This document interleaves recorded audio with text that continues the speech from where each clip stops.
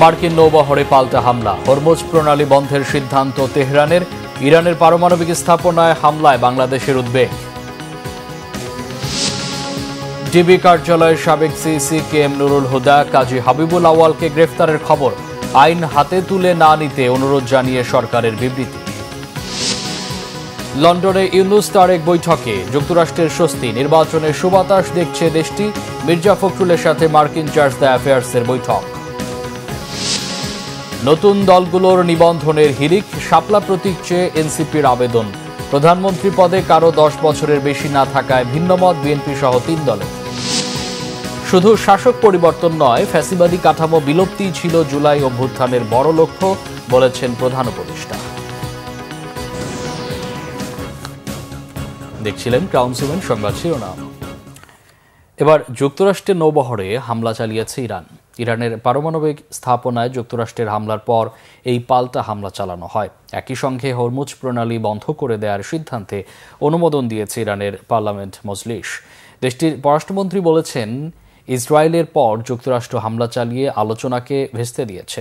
যুক্তরাষ্ট্র নিজের সর্বনাশ ডেকে এনেছে বলে হুঁশিয়ারি উচ্চারণ করেছেন ইরানের সর্বোচ্চ নেতা আয়াতুল্লাহ আলী খামেনি। এদিকে মধ্যপ্রাচ্যে বড় ধরনের সংঘাত ছড়িয়ে পড়ার আগে সমাধানের টেবিলে বসতে বলেছে যুক্তরাজ্য, অস্ট্রেলিয়া, সৌদি আরব, ইরাক, কাতার। শহীদ আরাফাতের ডেস্ক রিপোর্ট। কথা রাখেননি মার্কিন প্রেসিডেন্ট ডোনাল্ড ট্রাম্প।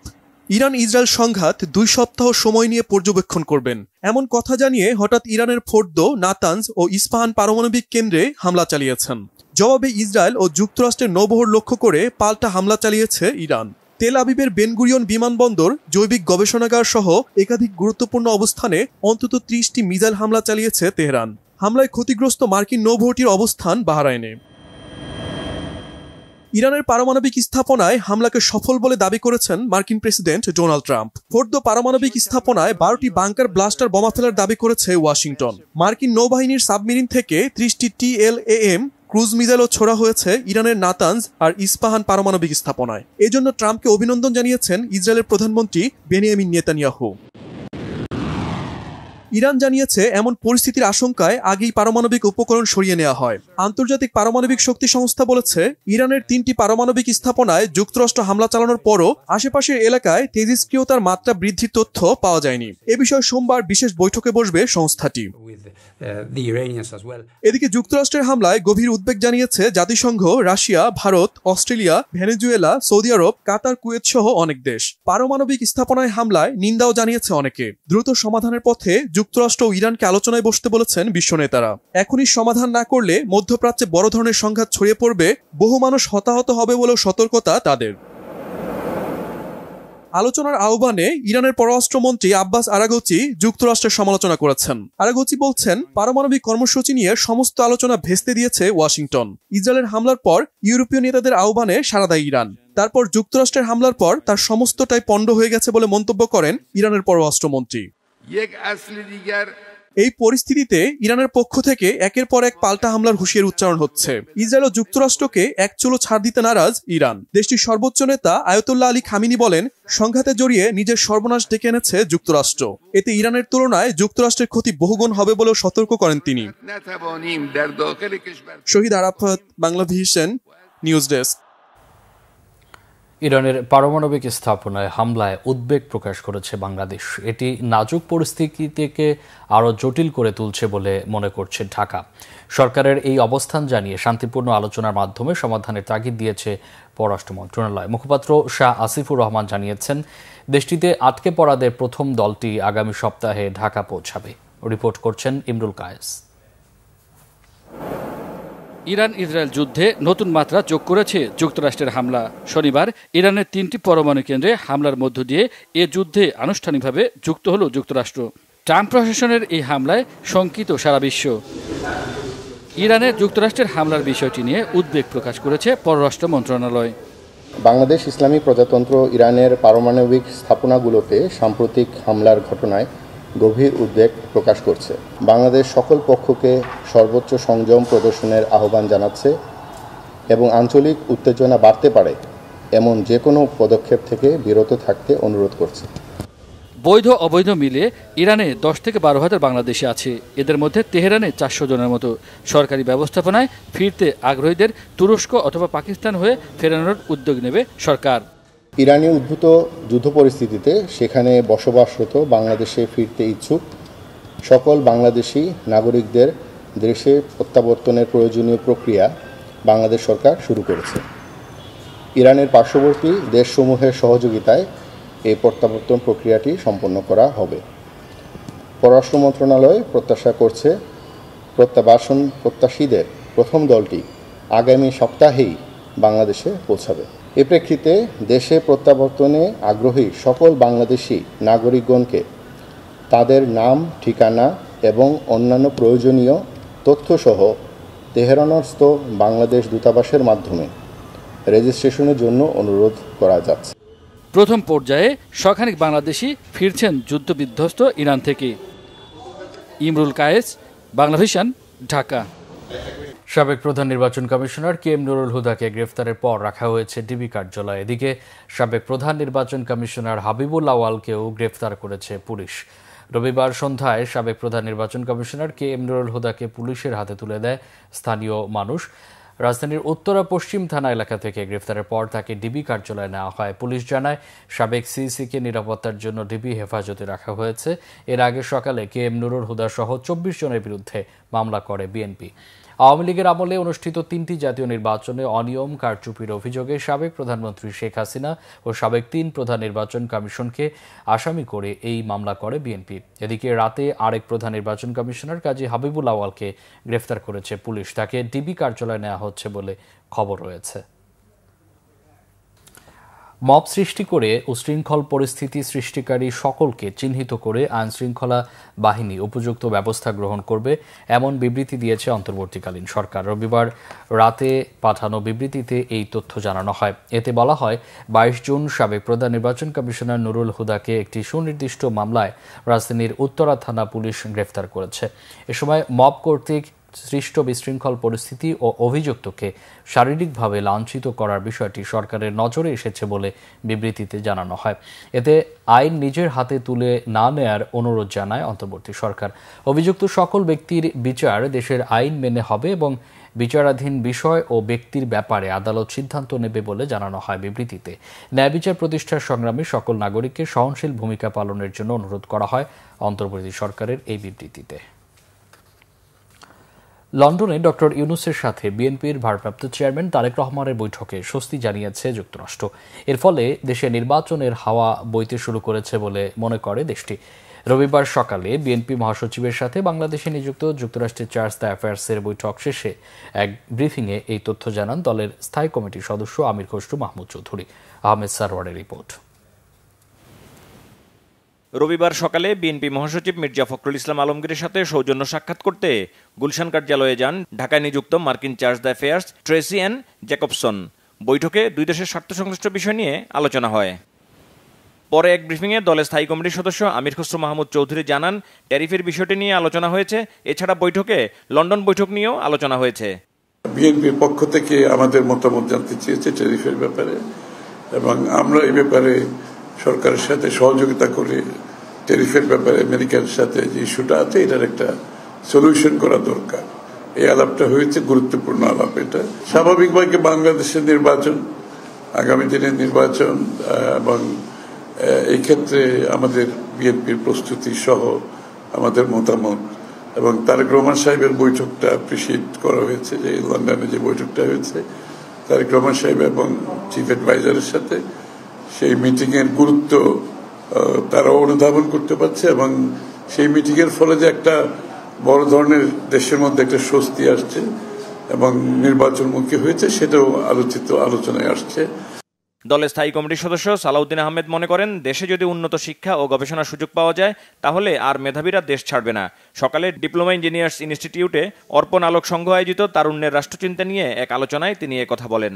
সম্মিলিতভাবে একটা প্রচেষ্টায় আমরা যাতে এই ব্রেন ড্রেন এবং অন্যান্য আমাদের যে এই লাইনে ক্ষতি হওয়ার ন্যাশন বিল্ডিংয়ের যে সমস্ত ফিল্টারেজ আছে এগুলো বন্ধ করতে পারি, তাহলে পরে আমাদের মেধাবী সন্তানরা দেশে থাকার একটা পরিবেশ পাবে, দেশে যদি সে উন্নত শিক্ষা এবং উন্নত মানের রিসার্চ করার সুযোগ থাকে তাহলে সে বিদেশে যাবে। দেশেই যদি এমপ্লয়েড হয়ে সে কন্ট্রিবিউট করার সুযোগ পায় তাহলে সে বিদেশে যাবে না। সেই পরিবেশটা নিশ্চিত করার জন্য আমরা কাজ করবো ইনশাআল্লাহ সম্মিলিতভাবে। আহমেদ সরওয়ার, বাংলা ভিশন, ঢাকা। ত্রয়োদশ সংসদ নির্বাচন সামনে রেখে নিবন্ধন আবেদনের শেষ দিনে নির্বাচন কমিশনে নতুন রাজনৈতিক দলগুলোর হিড়িক পড়ে যায়। নিবন্ধনের আবেদন জমা দিয়ে প্রতীক হিসেবে শাপলা চেয়েছে নতুন রাজনৈতিক দল জাতীয় নাগরিক পার্টি এনসিপি। রবিবার ইসিতে আবেদন ফর্ম জমা দেন দলটির সদস্য সচিব আক্তার হোসেন। প্রায় 1 ঘণ্টা পরে ট্রাকে চড়ে প্রয়োজনীয় নথিপত্র নিয়ে নির্বাচন কমিশনে আসেন দলটির আহ্বায়ক নাহিদ ইসলাম। জানান, নিয়ম অনুযায়ী গঠনতন্ত্রের সব কাগজ জমা দিয়েছেন তারা। রিপোর্ট করছেন আসমা আক্তার নূপুর। নাসিরউদ্দিন পাটোয়ারি, সার্জিস আলম, সামান্তা শারমিন, আক্তার হোসেন সহ জাতীয় নাগরিক পার্টি এনসিপির 50 জনের মতো নেতাকর্মী রবিবার বিকেল 4টার দিকে নির্বাচন কমিশনে যান। দলটির নিবন্ধন চেয়ে আবেদনপত্র জমা দেন তারা। পরে সাংবাদিকদের সাথে কথা বলেন এনসিপি নেতারা। পছন্দের প্রতীকের পাশাপাশি বর্তমান নির্বাচন কমিশনের পুনর্গঠনের দাবিও তাদের বক্তব্যে উঠে আসে। বাংলাদেশে যে নতুন রাজনীতি চর্চা করতে চেয়েছে সেই রাজনীতির ডাকে সাড়া দিয়ে সারা দেশের মানুষের এনসিপির সঙ্গে যুক্ত হয়েছেন। তাদের সকলের সদস্য ফর্মগুলো, আমাদের কমিটিগুলো, সম্পূর্ণ ডকুমেন্টস আমরা আজকে জাতীয় নাগরিক পার্টির পক্ষ থেকে নির্বাচন কমিশনে এগুলো আমরা দাখিল করছি। আগামীর পার্লামেন্ট ভোট ব্যাংকে এনসিপির শাপলা প্রতীকে পুরো বাংলাদেশের মানুষ জয় জয়কার করে দিবে। এনসিপির নেতৃত্বে নতুন সরকার গঠন হবে। এবং এখানে একটি প্রশ্ন এসেছে যে আমাদের দ্বিতীয় প্রতীক কি? দ্বিতীয় প্রতীক হিসাবে আমরা রেখেছি কলম, তৃতীয় প্রতীক হিসাবে রেখেছি আমরা মোবাইল। তবে আমরা নির্বাচন কমিশনের কাছে এবং দেশবাসীর কাছে আবেদন রাখব আমাদেরকে যাতে শাপলায় মনোনয়ন দেওয়া হয়। পরে আরও নথিপত্র নিয়ে ট্রাকে করে নির্বাচন কমিশনে আসেন এনসিপির আহ্বায়ক নাহিদ ইসলাম। সাংবাদিকদের তিনি জানান, নিয়ম অনুযায়ী সব কাগজপত্র জমা দেওয়া হয়েছে। নিবন্ধনের ক্ষেত্রে কোনো বৈষম্যের শিকার হবেন না এমন আশা প্রকাশ করেন তিনি। সকল কাগজপত্র সহ আমাদের গঠনতন্ত্র এর আগের দিন জেনারেল আমাদের সাধারণ সভায় পাশ হয়েছে খসড়া গঠনতন্ত্র, সেই গঠনতন্ত্র সহ আরও সকল কাগজপত্র আমরা একসাথে সব কিছু আজকে নির্বাচন কমিশন বরাবর জমা দিয়েছি। আমরা আমাদের জোর দাবি জানিয়েছি যাতে প্রবাসীদের ভোটাধিকার যে কোনো মূল্যে রক্ষা করা হয় এবং ওনারা এখনও সিদ্ধান্ত নেয়নি যে কোন প্রক্রিয়ায় প্রবাসী ভোটাধিকারটা নিশ্চিত করা হবে। ওনারা বলেছেন এটা দ্রুত সময়ের মধ্যে নিশ্চিত করা হবে। এদিন বিকাল 5টা পর্যন্ত আবেদন জমা পড়েছে 49টি।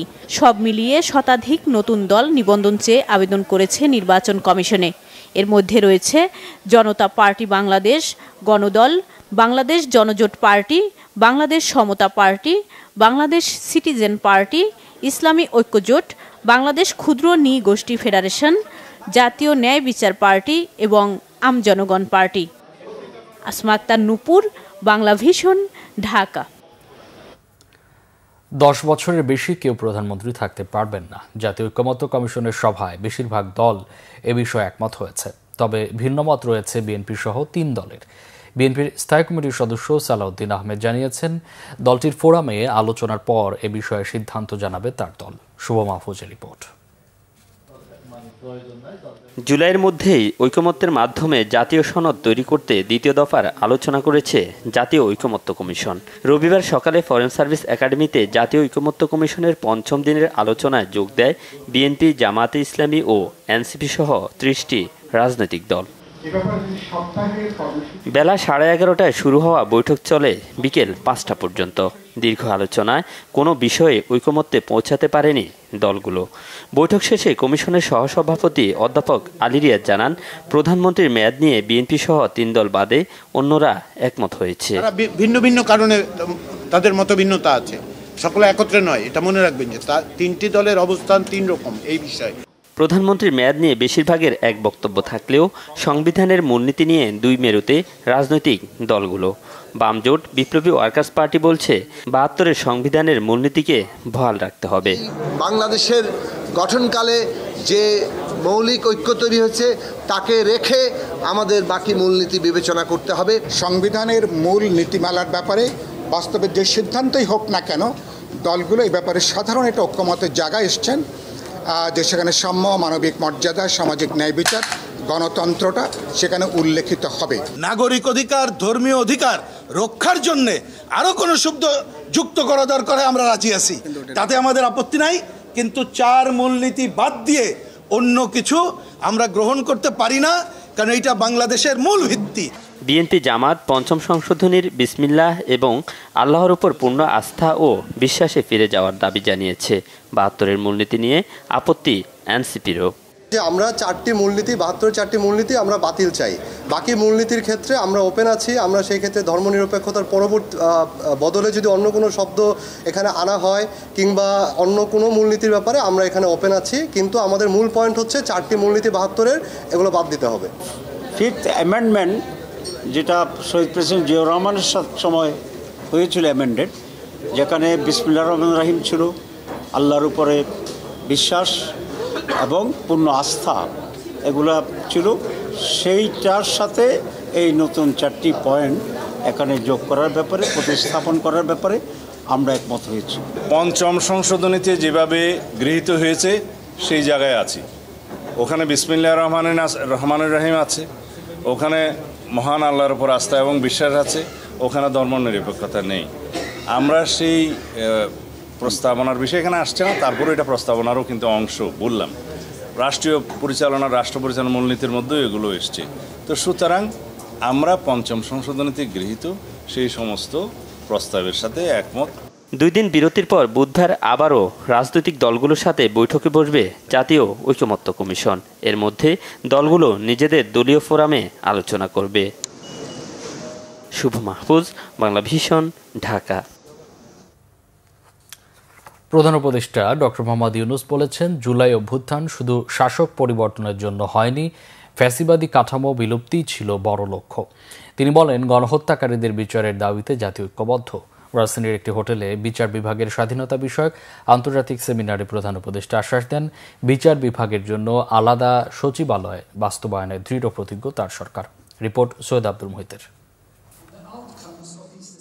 রাজধানীর একটি হোটেলে বিচার বিভাগের স্বাধীনতা এবং দক্ষতা বিষয়ক আন্তর্জাতিক সেমিনারে প্রধান অতিথি হিসেবে যোগ দেন প্রধান উপদেষ্টা ডক্টর মোহাম্মদ ইউনূস। তিনি জানান, জুলাই অভ্যুত্থানের বর্ষপূর্তি পালন করতে যাচ্ছে অন্তর্বর্তী সরকার, যা হবে ঐতিহাসিক। গণহত্যাকারীদের বিচারের দাবিতে জাতি এক হয়েছে। Today the nation stands united in its determination to hold the perpetrators accountable. In pursuit of this goal, 2 international crimes tribunals have been established to investigate and prosecute the crimes against humanity that occurred in July-August 2024.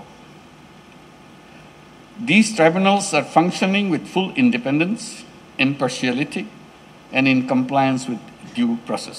মানবতা বিরোধীদের বিচারে স্বাধীনভাবে কাজ করছে tribunal. স্মরণ করিয়ে দেন অতীতে কিভাবে বিচার বিভাগকে আন্ডারমাইন করা হয়েছে। The July uprising was not merely about ousting a despotic regime. It was fueled by an intense desire to dismantle the deep-seated hegemonies and the biases that have persisted. The uprising sought to break down the old order and rebuild the state so that no individual or party could ever become despotic or authoritarian. প্রধান উপদেষ্টা বলেন, শক্তিশালী গণতন্ত্র প্রতিষ্ঠায় সরকার আন্তরিকভাবে কাজ করছে। বিচার বিভাগের জন্য আলাদা সচিবালয় বাস্তবায়নে দৃঢ় প্রতিজ্ঞ তার সরকার। A separate secretariat would grant the judiciary the structural autonomy to adjudicate without external pressure. সেমিনারে বিচার বিভাগের জন্য আলাদা সচিবালয় এবং অর্থনৈতিক সক্ষমতার উপর গুরুত্ব দেন প্রধান বিচারপতি ও attorney general. Syed Abdul Muhit, Bangla vision, Dhaka. Dhaka দক্ষিণ সিটি কর্পোরেশনের নাগরিক সেবা খাতে কর্মরতদের নিজ নিজ দপ্তরে কাজে ফিরে যাওয়ার আহ্বান জানিয়েছেন নগর ভবনে অবস্থান কর্মসূচি পালন করা ঢাকাবাসীর সংগঠকরা। ইশরাক হোসেনের শপথ গ্রহণ না করিয়ে আদালত ও সংবিধান অমান্য করায় উপদেষ্টা আসিফ মাহমুদ সজীব ভুঁইয়ার অপসারণ দাবি তাদের। হাইকোর্টে বিচারাধীন বিষয়ের দোহাই দিয়ে এই উপদেষ্টা নিজেকে নতুন বিতর্কে জড়িয়েছেন বলে অভিযোগ ইশরাক হোসেনের সমর্থকদের। মিরাজ হোসেন গাজীর রিপোর্ট। সর্বোচ্চ আদালতের রায় ও নির্বাচন কমিশনের গেজেট অনুযায়ী ইশরাক হোসেনকে মেয়রের দায়িত্ব বুঝিয়ে দেওয়ার দাবিতে নগর ভবনে এই অবস্থান ও বিক্ষোভ কর্মসূচি। রবিবার সকাল থেকে খণ্ড খণ্ড মিছিল সহ নগর ভবনের কর্মসূচিতে যোগ দেন ঢাকা দক্ষিণ সিটি কর্পোরেশনের বাসিন্দা ও ইশরাক হোসেনের সমর্থকরা। আন্দোলনকারীরা বলেন, উপদেষ্টা আসিফ মাহমুদ সবশেষ বলেছেন আদালতে বিচারাধীন বিষয় ছিল, তাই শপথ আয়োজন করতে পারেননি। কিন্তু 28 এপ্রিল থেকে 19 মে পর্যন্ত শপথ আয়োজন না করার জন্য তাকে দেশবাসীর কাছে ক্ষমা চাইতে বলেন আন্দোলনকারীরা। 28 এপ্রিল থেকে 19 মে পর্যন্ত যেই গেজেট পড়ানোর যে সময়টুকু ছিল 30 দিন, সে কেন ওই সময়টা শপথ পড়াইল না? আমাদের কথা হচ্ছে ওই যে কেন শপথটা সেই সময় পড়ানো হলো না, সেখানে তো অনেক লং টাইম ছিল। ইশরাক ক্ষমতা লোভী না, ইশরাক জনগণের ভালোবাসার জন্য উনি নগর ভবনে আসতে চায়, ওনাকে নিয়ে আসতে চাইছে, উনি আসে নাই। কোর্ট রায় দিছে, ইসি গেজেট প্রকাশ করছে এবং নগর ভবনে নগর কর্মচারীরা এবং ঢাকাবাসীরা ওনারা নিয়ে আসছে, উনি নিজে আসেনি। ওনার লোক কোথায়? যারা বলে তাদের লোক। এই উপদেষ্টারা ক্ষণিকের জন্য আসছে, তারা কিন্তু জনপ্রতিনিধি না, তারা মেহমান অতিথি পাখি। আস্তে আস্তে কালকে থাকবো না, দেশ কিন্তু চালাবে জনপ্রতিনিধিরা। তা আমি মনে করুম, আশিক ভাইয়া তুমি আমার সন্তানের মতো, আমার বয়সকে আমার ছেলের মতন, তুমি ইন্টার পাস করতো নাকি পাস করতো বা বিয়ে যাই হোক, তুমি অতি তাড়াতাড়ি মান সম্মান নিয়ে এই কালকে বা পরশু দিনের মধ্যে তুমি শপথ কইরা ইঞ্জিনিয়ার মেয়রকে ঢাকা নগর ভবন বসাও। এবং আন্দোলনটা যেন হইতেছে সেটা কিন্তু ইস্তাকের ইচ্ছা না, স্বতঃস্ফূর্তভাবে ঢাকা দক্ষিণের জনগণ তাকে জোর করে এখানে আনছে আন্দোলন করার জন্য। তো তার কিন্তু সেই ইচ্ছা নাই যে আমি আন্দোলন করব জনগণকে কষ্ট দিয়া। শপথ গ্রহণের ব্যবস্থা করতে হবে অতি দ্রুত, না হলে পদত্যাগ করে সে চলে যাবে, আর নাইলে আমাদের আন্দোলন আরও হবে। রাজপথ প্রত্যেকটা মানে ঢাকার অলিগলি যে যে জায়গা আছে ওগুলো বন্ধ করে দেওয়া হবে। এটা কঠোর থেকে কঠোর আন্দোলন হবে পুরো ঢাকা দক্ষিণ। বলে তো দিলাম আমরা থাকবো ইনশাল্লাহ, আমরা আন্দোলন সংগ্রামে থাকবো আর কি। সরকারের একগুঁয়েমি আচরণ ও উপদেষ্টাদের আদালত অবমাননামূলক কর্মকাণ্ডের প্রতিবাদ জানান তারা। একই সাথে আন্দোলনকারীদের আহ্বান জানানো হয় নগরবাসীর সেবা যেন কোনোভাবেই বিঘ্নিত না হয় সেদিকে খেয়াল রাখার। দৈনন্দিন নাগরিক সুবিধা পেতে কারো কোনো অসুবিধা না হয়, আমরা জোনেও একই ধরনের অফিস খোলা থাকবে, এখানেও একই ধরনের অফিস খোলা থাকবে। এবং ফ্যাসিস্ট এই ফ্যাসিস্ট যারা এখানে এখনো আছে, তারা যদি এখানে আসে আপনারা জবাব দেন। এই ফ্যাসিস্টের দোষক, এই দুর্নীতি করেছে যারা 14 বছরে বসে, তারা এখানে আসতে পারবে না, ঢুকতে পারবে না। ইশরাক হোসেনের শপথ গ্রহণ না করিয়ে আদালত ও সংবিধান অমান্য করায় উপদেষ্টা আসিফ মাহমুদ সজীব ভুঁইয়ার অপসারণ দাবি করেন আন্দোলনকারীরা। মিরাজ হোসেন গাজী, বাংলা ভিশন, ঢাকা।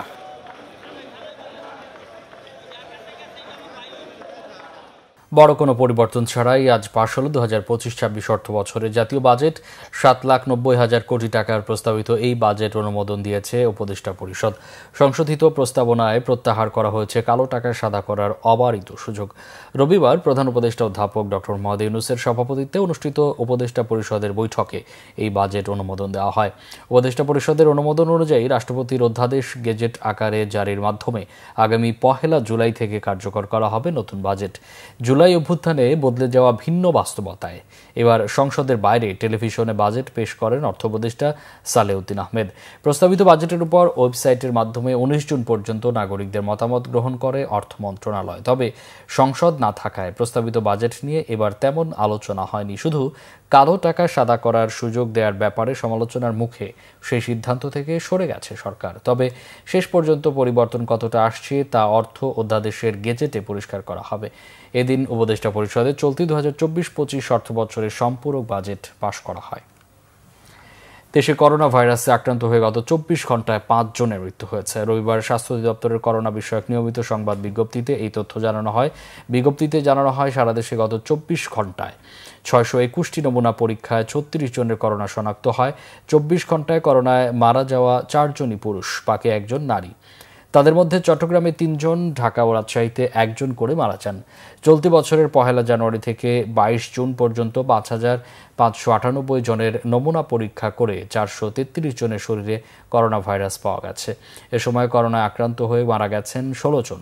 নতুন করে 36 জনের দেহে করোনা ভাইরাস শনাক্ত হওয়ায় মহামারীর শুরু থেকে এই পর্যন্ত মোট আক্রান্তের সংখ্যা বেড়ে দাঁড়িয়েছে 20,51,978 জন। এছাড়া 5 জনের মৃত্যুর মধ্য দিয়ে করোনা আক্রান্ত হয়ে মোট মারা গেলেন 29,515 জন। টেস্ট ক্রিকেটের 25 বছর পূর্তি উদযাপন করছে বাংলাদেশ ক্রিকেট বোর্ড।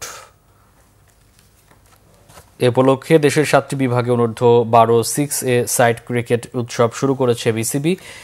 রাজশাহীতে এই উৎসবের উদ্বোধন করতে এসে বিসিবি সভাপতি আমিনুল ইসলাম বুলবুল জানান, রাজশাহীতে প্রিমিয়ার লিগ চালু করার পরিকল্পনা করছে বোর্ড। রাজশাহী প্রতিনিধি পরিতোষ চৌধুরী আদিত্যের রিপোর্ট। ঠিক 25 বছর আগে টেস্ট মর্যাদা পেয়েছে বাংলাদেশ। সহযোগী দেশ থেকে পূর্ণ সদস্য হয়ে আইসিসির বনেদি ক্লাবে প্রবেশ করেছে। অথচ সেই বনেদি ক্রিকেটের রজত জয়ন্তী উৎসব পালন করা হচ্ছে অনূর্ধ্ব-12 6 সাইড ক্রিকেট দিয়ে। অভিষেক টেস্ট সেঞ্চুরি করে ইতিহাসের পাতায় নাম ওঠান আমিনুল ইসলাম বুলবুল। তিনি এখন বিসিবির সভাপতি। রাজশাহীতে উৎসব উদ্বোধনে আবারও নেমে গেলেন ব্যাট হাতে। প্রিয় প্যাডেল সুইপে 2 যুগ আগের স্মৃতির মন্থন। টেস্ট ক্রিকেটে এখনও শিক্ষানবিশ টাইগাররা। সাফল্য আসে কালে ভদ্রে। গড়ে ওঠেনি ক্রিকেট কাঠামো। এর দায়কার এসবেরই উত্তর দেওয়ার চেষ্টা বোর্ড সভাপতি। হচ্ছে যে আপনারা জানেন যে আমরা ক্রিকেটকে ডিসেন্ট্রালাইজ করতে যাচ্ছি এবং সব জায়গায় আমরা ছড়িয়ে দিতে যাচ্ছি। সেই ছড়িয়ে দেওয়ার একটা অন্যতম কারণ আজকে আমাদের এখানে আসা এবং আপনাদের যারা কর্তৃপক্ষ এখানে আছেন তাদের সাথে আমরা কথা বলবো কিভাবে এখানে ক্রিকেট আরও বেশি খেলা হতে পারে, কিভাবে রাজশাহী থেকে আরও জাতীয় দলের খেলোয়াড় আপনারা উপহার দিতে পারেন। বাংলাদেশের ক্রিকেট এখনও ঢাকা কেন্দ্রিক। দেশের অনেক ক্রিকেটারের আতুরঘর রাজশাহী। অথচ এখানে আন্তর্জাতিক ম্যাচ নেই, ঘরোয়া লিগও অবহেলিত। রাজশাহী প্রিমিয়ার লিগ আয়োজনের আশ্বাস বুলবুলের। আমাদের প্রধান লক্ষ্যই হচ্ছে এখানে রেগুলার, শুধু দেখেন এখানে কিন্তু আমরা ফার্স্ট ক্লাস ক্রিকেট হয় মাঝে মাঝে, কিন্তু আমরা যেটা করব এখানে রাজশাহী বড় এই পুরো গ্রেটার রাজশাহী রিজনের মধ্যে আমরা প্রিমিয়ার লিগ চালু করব। আমরা এখানে ক্রিকেট অ্যাক্টিভিটি আরও বাড়াবো, এখানে training and coaching program, umpiring program আরও বেশি করে বাড়াবো। বাংলাদেশের ক্রিকেট প্রেমীদের চোখ বেশি থাকে বিপিএলে। এবার রাজশাহী দল নিয়ে অনেক জলঘোলা হয়েছে। অথচ স্টেডিয়াম ফ্যাসিলিটি দেখে মাহবুব আনামের বিশ্বাস, বিপিএল আয়োজনের সামর্থ্য আছে রাজশাহীর। ফ্যাসিলিটির উন্নয়ন করা দরকার, সে ব্যাপারে আমরা ন্যাশনাল স্পোর্টস কাউন্সিলের সাথে আলাপ আলোচনা করেছি এবং আমরা একটা প্রস্তাবনা দিয়েছি। আমি আশা করব অতি সত্বর এনএসসি এটাকে হাতে নেবেন এবং আগামী বছরের কোনো সময় থেকে এখানে এর থেকেও বড় আন্তর্জাতিক খেলা বা বিপিএল এর খেলা আমরা এখানে দেখতে পাবো। সারা দেশে ক্রিকেট ছড়িয়ে দিতে বিসিবি ডেভেলপমেন্ট প্রোগ্রামের পাশাপাশি জেলা ও বিভাগীয় ক্রিকেটকে গতিশীল করা জরুরি বলে জানান বিসিবির নতুন সভাপতি। Bangla vision sports desk. সংবাদ শেষ করব ক্রাউন 7 শিরোনামগুলো আরেকবার জানিয়ে। মার্কিন নৌবহরে পাল্টা হামলা, হরমুজ প্রণালী বন্ধের সিদ্ধান্ত তেহরানের। ইরানের পারমাণবিক স্থাপনায় হামলায় বাংলাদেশের উদ্বেগ। ডিবি কার্যালয়ের সাবেক CEC K M Nurul Huda, কাজী হাবিবুল আওয়ালকে গ্রেফতার। আইন হাতে তুলে না নিতে অনুরোধ জানিয়ে সরকারের বিবৃতি। লন্ডনে ইউনুস তারেক বৈঠকে যুক্তরাষ্ট্রের স্বস্তি, নির্বাচনের সুবাতাস দেখছে দেশটি। মির্জা ফখরুলের সাথে মার্কিন চার্জ অ্যাফেয়ার্সের বৈঠক। নতুন দলগুলোর নিবন্ধনের হিড়িক, শাপলা প্রতীক চেয়ে এনসিপির আবেদন। প্রধানমন্ত্রী পদে কারো 10 বছরের বেশি না থাকায় ভিন্নমত বিএনপি সহ 3 দলে। শুধু শাসক পরিবর্তন নয়, ফ্যাসিবাদী কাঠামো বিলুপ্তিই ছিল জুলাই অভ্যুত্থানের বড় লক্ষ্য, বলেছেন প্রধান উপদেষ্টা। এই ছিল এখনকার মতো। পরে সংবাদ সকাল 7:30 দেখার আমন্ত্রণ রইল। এছাড়া বাংলা ভিশন সংবাদ ও সংবাদ সংশ্লিষ্ট অনুষ্ঠান দেখতে ভিজিট করুন www.bvnews24.com ও facebook.com/banglavisionnews এবং সাবস্ক্রাইব করুন youtube.com/banglavision। এতক্ষণ সাথে থাকায় অসংখ্য ধন্যবাদ।